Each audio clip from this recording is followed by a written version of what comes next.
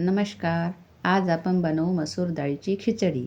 त्यासाठी सर्वप्रथम कुकरमध्ये 2 चम्मच तेल टाका.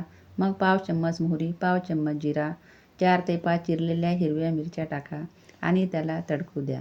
मग त्यात 2 तेजपान टाका, 1 वाटी चिरलेला कांदा टाका, अर्धा चम्मच तिखट, अर्धा चम्मच धने पावडर, पाव चम्मच हळद टाका आणि मिक्स करून घ्या.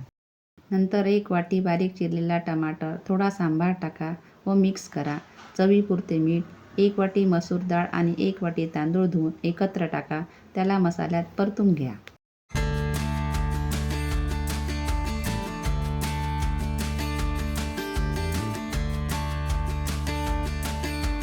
मग त्यात 4 ग्लास पाणी घाला.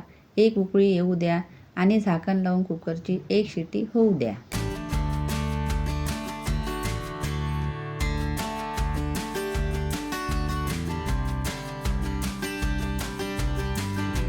ही आपली मसूर डाळीची खिचडी तयार झाली. माझ्या चॅनलला सबस्क्राईब आणि व्हिडिओला लाईक नक्की करा.